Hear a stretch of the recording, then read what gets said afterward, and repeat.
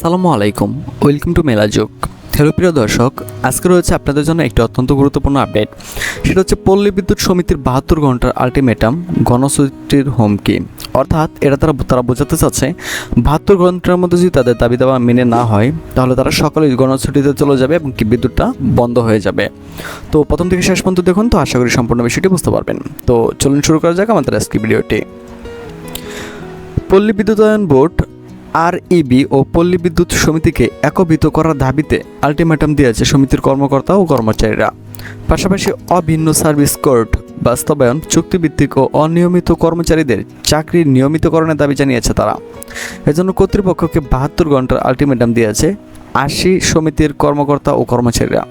দাবি পূরণ না হলে স্টেশন ত্যাগ করে অনির্দিষ্টকালের জন্য গণছুটির কর্মসূচি ঘোষণার হুমকি দিয়েছেন আন্দোলনকারীরা। পল্লী বিদ্যুৎ সমিতির বৈষম্য বিরোধী ছাত্র আন্দোলনের ব্যানারে এই ঘোষণা দেওয়া হয়। সংবাদ বিজ্ঞপ্তিতে বলা হয়, পল্লী বিদ্যুৎ সমিতির 45,000 কর্মচারী সারা দেশে 80 অঞ্চলের প্রায় 14 কোটি মানুষকে বিদ্যুৎ সরবরাহ করেন। তবে তারা আরইবির দ্বৈত শাসন ও বৈষম্যের শিকার হয়েছেন। এই অবস্থা থেকে মুক্তির জন্য এবং বিদ্যুৎ খাতে স্বচ্ছতা ও জবাবদিহিতা নিশ্চিত করার লক্ষ্যে তারা দীর্ঘদিন ধরে আন্দোলন চালিয়ে যাচ্ছেন।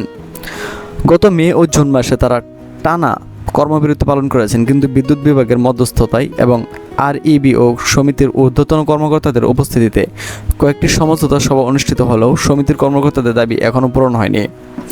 1 আগস্ট বিদ্যুৎ বিভাগ একটি 9 সদস্যের কমিটি গঠন করলেও আরইবি সেই কমিটির সিদ্ধান্ত অনুযায়ী কোনো কার্যকর পদক্ষেপ গ্রহণ করেনি।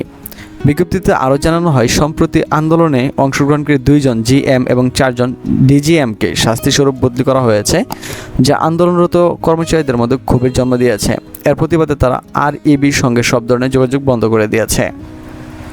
পল্লী বিদ্যুৎ সমিতির পক্ষ থেকে জানানো হয়, তাদের আন্দোলনের কোনো আর্থিক দাবির জন্য নয়, বরং বিদ্যুৎ খাতে দ্বৈত নীতি থেকে মুক্তি এবং টেকসই ও আধুনিক ও গ্রাহক বান্ধব বিদ্যুৎ বিতরণ ব্যবস্থা গড়ে তোলার লক্ষ্যে এই আন্দোলন। তারা আশা করছে তাদের ন্যায্য দাবি পূরণ করা হবে। আগামী 72 ঘন্টার মধ্যে তাদের দাবি পূরণ না হলে তাহলে 45,000 কর্মকর্তা কর্মচারী একযোগে স্টেশন ত্যাগ করে অনির্দিষ্টকালের জন্য গণছুটি বা প্রয়োজনে পদত্যাগ কর্মসূচি ঘোষণা করবে। এর ফলে দেশের বৃহত্তম বিদ্যুৎ বিতরণ ব্যবস্থা বিপর্যয়ের মুখে পড়তে পারে বলে আশঙ্কা প্রকাশ করেছেন তারা। তো আমরা সহজে বুঝতে পারতেছি যে মূলত তারা তাদের দাবি নিয়ে ঠিক মতো নিয়ে চলছে। মূলত তাদের দাবি তারা আদায় হবে, মানে আদায় করতে চায়। মানে তাদের দাবিটা যদি আদায় না হয় তাহলে তারা যেটা করবে সেটা হচ্ছে তারা কর্মবিরতিতে চলে যাবে। তো তারা যদি কর্মবিরতিতে চলে যায় তাহলে একদিকে কি লোডশেডিংয়ের সৃষ্টি হবে, অর্থাৎ কি বিদ্যুৎ আমরা পেতেও পারি নাও পেতে পারি। এবং সারা দেশে কিন্তু যারা পল্লী বিদ্যুৎ গ্রাহক রয়েছে তারা কিন্তু মূলত এই বিদ্যুতের আওতার বাইরে চলে যাবে। তারপর এমনিতে দেশের যে অবস্থা, এই সময় যদি তাদের এই কর্মকাণ্ডটা হয়ে যায় তাহলে কি দেশের বিভিন্ন স্থানে কি বিদ্যুৎ থাকবে না। আর এর ফলে কিন্তু মানুষ নানা ধরনের ভোগান্তিতে পড়বে। বিশেষ করে কি মানুষ মোবাইল ফোন চার্জ দিতে পারবে না, বা দেশের যে বিভিন্ন স্থানে যে খবরগুলো আছে এই খবরগুলো কি তারা জানতে পারবে না। যে বন্যার যে পরিস্থিতিটা বর্তমানে রয়েছে সেটা হবে না, মোবাইল টাওয়ারগুলো বন্ধ হয়ে যাবে। আর এর ফলে কিন্তু মানুষ সহজে কি এক স্থান থেকে অন্য স্থানে যোগাযোগ করতে পারবে না। তো আমরা চাই যে এটা খুবই অল্প সময়ের মধ্যে কি এটার একটা ভালো সমাধান আসুক, বা তাদের যে দাবিগুলো আছে সকল দাবি তো আর মেনে নেওয়া সম্ভব না। আর এই সময় যে দেশের যে পরিস্থিতি, এই সময় যদি তারা এই দাবি দাবা নিয়ে চলে যায়, তার নতুন সরকার আসছে, তো নতুন সরকার কি তাদের দাবিটাই মেটাবে না দেশে পুনরুদ্ধার করবে বা পুনর্গঠন করবে। তো সকলের প্রতি আমরা শ্রদ্ধা রেখেই বলতে চাই, আপনারা অবশ্যই এই মুহূর্তে এই কর্মবিরতি না দিয়ে কিছুদিন অপেক্ষা করুন, সরকারকে সুযোগ দেন। ঠিক আছে, সুযোগ দেন, আগামী 6 মাস পরে আপনাদের দাবিগুলো তোলেন। তো আশা করি আমাদের সরকার সেটা মেনে নেবে।